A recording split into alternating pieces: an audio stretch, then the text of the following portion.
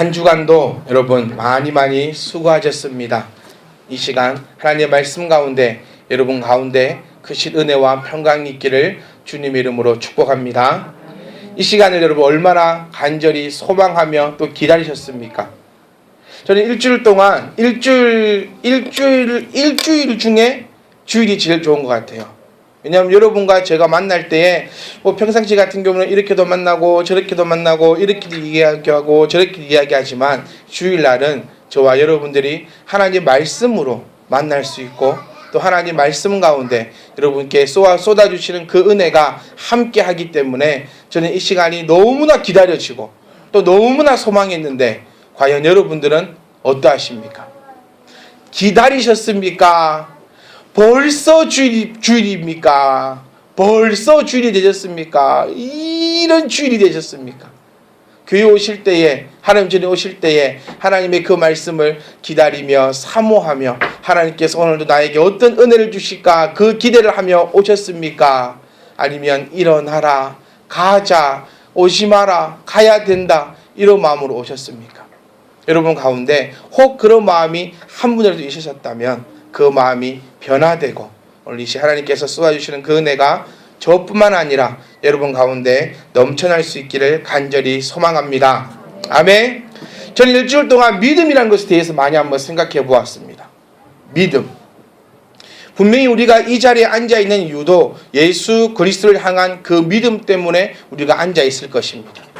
그리고 예배라는 것은 천국 백성들만이 누릴 수 있는 가장 큰 은혜인 것인데 어떻게 하여 우리가 천국의 백성이 되었을까? 라고 했을 때도 우리의 행위나 우리의 업적이나 우리의 업보가 아니라 오직 그리스도를 향한 그 믿음으로 말미암아 우리가 구원받은 백성으로 이 자리에 앉아있는 줄 압니다. 그리고 믿습니다.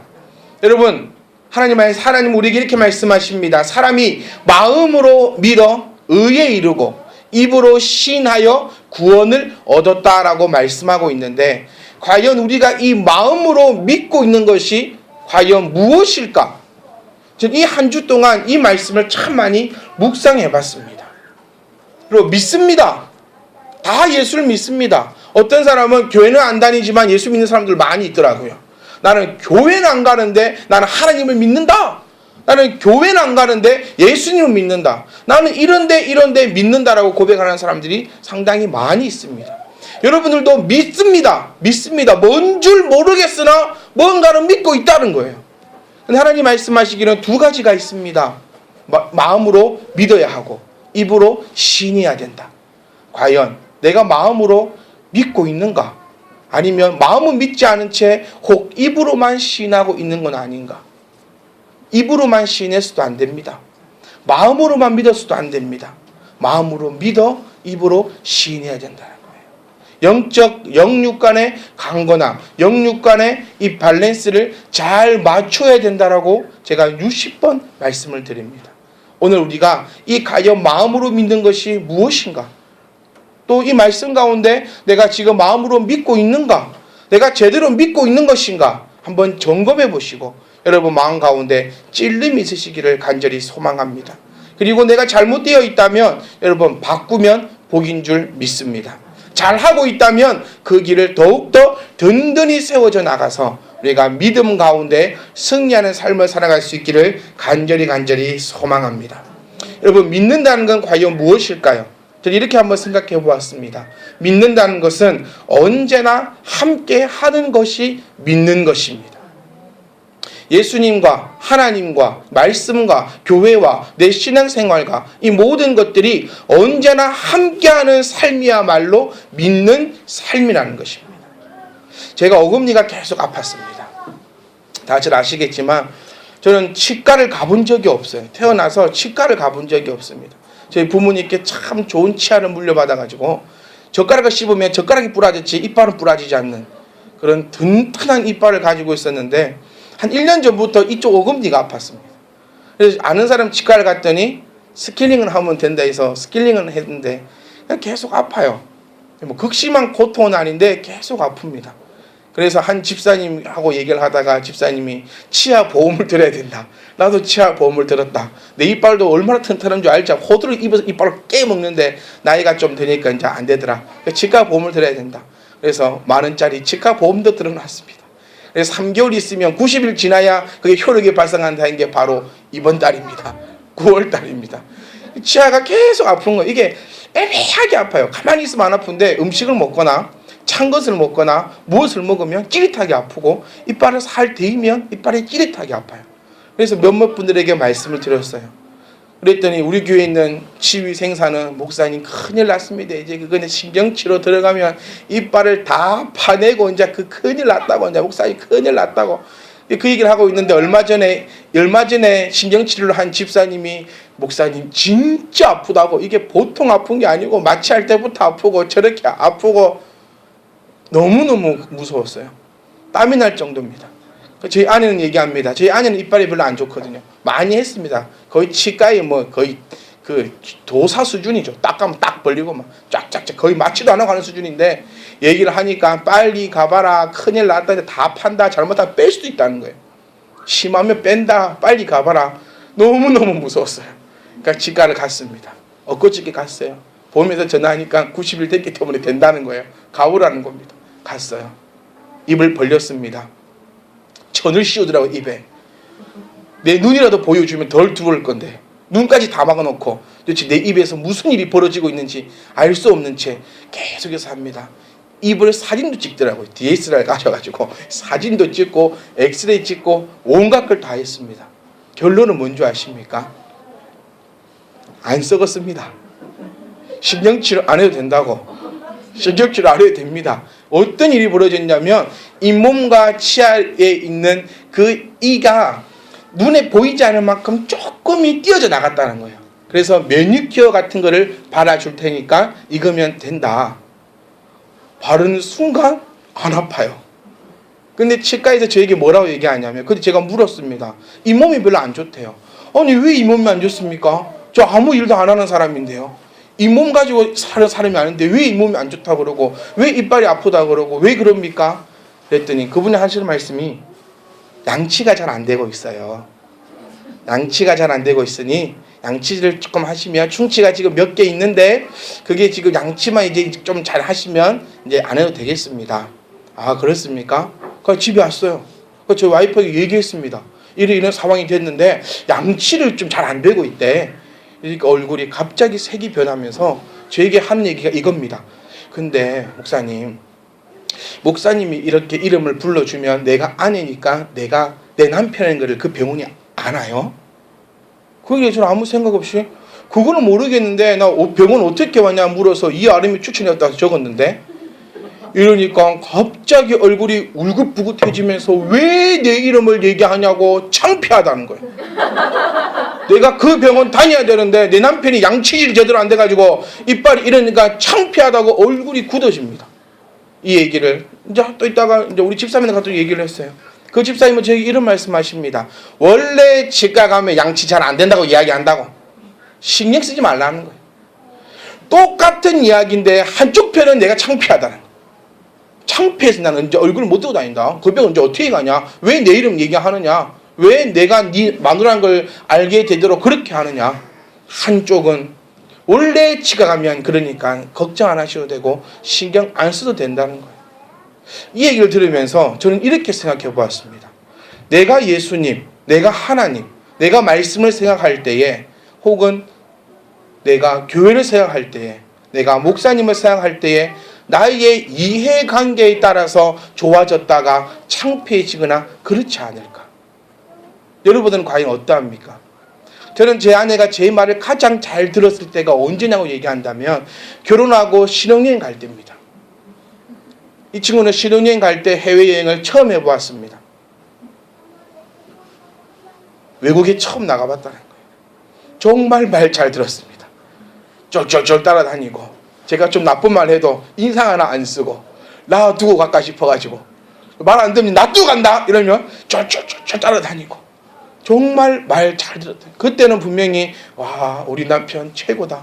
어떻게 저렇게 말도 잘하고 어떻게 비행기도 척척 갈아탈까. 와 최고다. 이래 되었는데, 이제는 외국 나가면 니 놔두고 간다면 놔두고 가라. 근데 찾아가면 되지. 그때는 존경스러웠는데 이제는 창피하고 있지 않는가? 여러분의 믿음은 과연 어떠한 믿음입니까? 하나님께서 나에게 이만한 것을 부어주시면, 내가 이만한 것이 이루어지면 혹시 우리 하나님 최고가 되지 않습니까?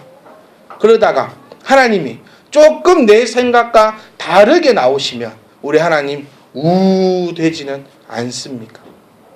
내 상황에 따라 우리 믿음이, 내가 믿는 이 믿음이 아주 자랑스러워졌다가 내 상황에 따라 내가 믿는 이 믿음이 아주 부끄러워지는 믿음은 아닙니까? 성도 여러분, 믿는다는 것은 언제나 함께 하는 것이 믿는 것입니다. 하나님께서 나에게 복을 주셔도 내가 하나님을 믿는 것이고, 혹은 내가 하나님께서 내가 생각하는 그 복을 부어주시 않는다 하더라도 언제나 하나님과 함께 하는 것이 바로 믿음이라는 것입니다. 우리 교회도 마찬가지입니다. 내가 기쁘고 즐겁고 신날 때만 하나님 앞에 신앙생활 하다가 내가 좀 힘들고 어렵고 내 기분이 안 맞으면 욕하고 떠나가는 것이 우리의 신앙이 아니라는 것입니다. 성도 여러분, 기억하십시오. 언제나 함께하는 것입니다. 믿음은 또 무엇입니까? 하나님을 찬양하는 것입니다. 오늘 말씀을 보시면, 보라, 밤에 여호와의 성전에 서 있는 여호와의 모든 종들아. 무엇을 의미합니까? 밤에 서 있어요.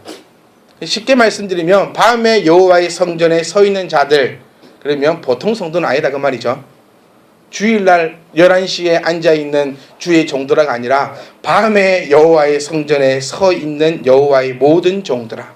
그러니 우리말로 치면 한 장로님쯤, 목사님쯤, 집사님쯤 밤에 교회에 서 있다 하니까 어느 정도 신앙은 있는 사람들이라는 거예요. 어느 정도 사람들이 봤을 때 믿음 있다라고 할 사람들이라는 거예요. 그 사람들에게 뭐라고 명령하십니까? 여호와를 송축하라. 여호와를 찬양하라는 것입니다. 믿음은 찬양입니다. 찬양은 아무나 할 수 없습니다. 즉 택함 받은 백성만이 할 수 있음을 고백할 수 있는, 그 믿을 수 있는, 감사할 수 있는 특권을 가질 수 있는 저와 여러분 되시기를 간절히 소망합니다.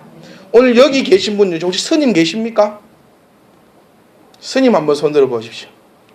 오늘 혹시 여기 계신 분 중 신부님 계십니까? 아무도 안 계십니다. 오늘 여기 앉아 계신 분들은 전부 다 예수 그리스도를 내 구주로 고백하는 우리 그리스도인들만 여기 앉아 있습니다. 이분들을 향해서 하나님께서 말씀하시는 것은 찬양하라는 것입니다. 여러분, 찬양하는 것이 과연 무엇입니까? 한번 따라해 볼까요? 찬양은, 더 크게, 찬양은 신뢰다. 찬양은 신뢰라는 겁니다. 다시 말하면 믿음은 하나님을 신뢰하는 것입니다. 믿으십니까? 찬양할 수 있겠습니까? 찬양이라는 것은요, 하나님께서 나를 버리지 않는다, 나를 해하지 않는다, 그것이 찬양할 수 있다는 것입니다. 우리 다윗을 한번 보십시오. 우리가 다 알고 있지만 다윗의 일생을 얘기할 때 그리 평안한 일생은 아닙니다. 자기가 왕 되고 싶어 왕이 됐습니까? 다윗은 왕 되기 싫은 사람이었습니다. 다윗의 어쩌면 꿈은 그냥 양치면서 자유롭게 살고 싶은 사람이었을 수도 있습니다. 그런 사람 중에 왕이 다윗입니다. 다윗이 왕은 또 평탄했습니까? 왕에 입성할 때부터 사울에게 쫓기고, 또 왕이 됐더니 또 이리 저항받고 저리 저주받고, 왕 말년에는 아들한테 쫓겨가지고 동굴에 숨어있고, 다윗의 일생을 얘기할 때 저는 참 다윗같이는 안 살고 싶다라는 그런 마음이 들 정도입니다. 어찌 보면 참 영광은 이만하고 고난은 이만한 사람이 다윗이 아닐까. 그런데 그런 다윗이 매일같이 하는 얘기가 찬양하라는 것입니다. 시편의 통편의 말씀 한마디로 요약해보라고 한다면 그냥 찬양하라는 것입니다. 이 찬양이 바로 신뢰하고 믿는다는 것입니다. 여러분, 여러분의 찬양은 혹시 내 상황에 맞춰져 있는 그런 찬양은 아닙니까? 여러분의 찬양은 어떠한 찬양입니까? 정말 진지하게 한번 생각해 보십시오. 내가 하고 있는 찬양은 어떠한 찬양입니까? 승진했을 때, 혹은 공부하는데 성적 잘 나왔을 때, 혹은 남자친구 생겼을 때, 내 자식이 잘 됐을 때, 혹 그럴 때 기쁨으로 찬양하고, 힘들고 어려운 일이 있을 때, 그럴 때는 내 입에서 그 슬픔의 유행가가 흘러넘치는 혹시 그러한 삶을 살아가고 있지 않으십니까? 여러분, 찬양할 수 있기를 간절히 소망합니다. 하나님을 신뢰할 수 있기를 간절히 소망합니다. 여러분, 하나님께 주신 가장 큰 복이 무엇이겠습니까? 가장 큰 복이 과연 무엇입니까? 돈 많은 거요? 모든 것이 상대성입니다. 사랑하는 성도 여러분, 돈 많다. 여러분 중에서 이 가운데서 어떤 분은 돈이 제일 많으시겠죠. 우리 중에서는. 그런데 다른 사람과 비교하면 그 사람은 거지일 수 있습니다. 아, 이쁘다. 여러분 중에서는 제가 제일 이쁘죠. 영혼이 말입니다. 영혼이. 영의 눈으로 제가 항상 저를 바라보라 말씀드렸습니다. 영혼이 저는 김수현보다 더 잘생겼습니다. 영혼이. 근데 그것도 상대성이라는 겁니다. 여러분 남편이 참 멍청하죠? 안 멍청하신가 보다. 여러분 남편이 참 마음에 안 들죠? 여러분 아내가 참 말 안 듣죠? 이것도 상대성입니다. 어떤 것이든 다 상대성이라는 것입니다. 여러분들은 과연 어떤 걸 가장 큰 복이라 생각합니까? 건강한 거, 돈 많은 거, 뭐 잘생긴 거, 뭐 이거 한 거, 저거 한 거, 이게 가장 큰 복이 아니고요. 가장 큰 복은 저와 여러분들이 택함 받았다는 것입니다. 내 돈이 없어도, 건강이 없어도, 나에게 아름다운 자녀가 없어도, 나에게 이게 없어도 저게 없어도 괜찮습니다. 왜? 가장 큰 복인 내가 하나님을 아버지라 부를 수 있는 이 큰 택함을 받았기 때문이라는 것입니다. 그것이 가장 큰 복입니다. 또 큰 복이 과연 무엇인지 아십니까? 내가 하는 모든 기도를 응답지 않으신다는 것이 어쩌면 더욱 큰 복이더라고요. 자, 저의 어릴 때 꿈은 지구정복이었습니다. 거짓말 아니고. 저는 대통령도 꿈이 아니었고 어릴 때 꿈은 지구정복이었습니다. 그리고 어릴 때부터 기도했습니다. 지구정복하게 해주십시오. 만약 그 꿈이 이루어졌다면 여러분들은 다 저의 종들입니다. 무슨 말인지 이해가십니까? 그리고 이 지구는 어떻게 됐겠습니까? 이 지구의 동물들 3분의 1은 없어졌을 겁니다. 맨날 먹어야 되니까. 그 기도가 이루어졌다면 그럼 한번 생각해, 끔찍합니다. 그런데 가장 큰 복은 내 기도를 응답지 않으시다는 겁니다. 여러분의 기도하고 있는 거, 여러분 얼마나 기도 많이 합니까? 남편이 싫을 때는 어떤 기도도 합니까? 주여, 저 남편 막 이런 기도도 하지 않습니까? 내 자식이 내 말을 안 들을 때 어떤 기도도 하십니까? 하나님 왜 저런 걸 나에게 이런 기도도 하지 않습니까? 그런 기도가 다 응답되었다 생각해 보십시오. 큰일 납니다. 가장 큰 복은 기억하세요. 택함 받은 것이고, 두 번째 큰 복은 내 기도를 전부 응답지 않으시는 것이 정말 큰 복임을 사랑하는 성도 여러분 기억할 수 있기를 간절히 소망합니다. 여러분 언제나 찬양하십시오. 언제나 찬양하라 명령하고 있습니다. 언제나 믿어라라고 명령하고 있는 것입니다. 걱정하지 말고 하나님 앞에 한 걸음 한 걸음 나아갈 수 있는 저와 여러분 되기를 간절히 소망합니다. 마지막입니다. 믿는다는 것이 과연 무엇일까? 오늘 말씀 보시면 믿는다는 것은 성소를 향하여 너희 손을 들고 여호와를 송축하는 것이 하나님을 믿는 자의 자세입니다. 느헤미야 8장 9절 말씀 보시면 에스라가 위대하신 하나님 여호와를 송축하며 모든 백성이 손을 들고 아멘 아멘 한다고 얘기하고 있습니다. 손을 든다 이 의미가 무엇입니까? 내가 나의 힘으로 할 수 없음을 고백한다는 것입니다. 그래서 저는 여러분께 자주 얘기합니다. 뭐 해라? 아멘 하라는 겁니다. 아멘이 바로 입으로 시인할 수 있는 그 믿음이라는 것입니다. 할렐루야. 말씀이 선포되시거든 아멘 하시라는 거예요. 제가 자주 예를 드립니다. 이 자리에서 아멘 할 때마다 만 원씩 입에 꼽아준다. 1시간 내내 1초마다 아멘 하고 있지 않겠습니까? 근데 하나님 말씀은 아멘 할 때마다 이 만 원 꼽아주는 게 아니라 네 믿음이 아멘 할 때마다 이 지구를 주겠다는 겁니다. 세계 모든 민족 위에 뛰어나게 하겠다는 것입니다.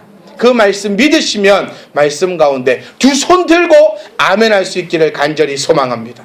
그러니까 두 손 이렇게 들으라는 얘기가 아니라 두 손을 든다는 얘기가 내 손과 내 발로는 아무것도 할 수 없음을 주님 앞에 고백한다는 것입니다. 사랑하는 성도 여러분, 믿음은 나를 부인하는 것입니다. 아멘.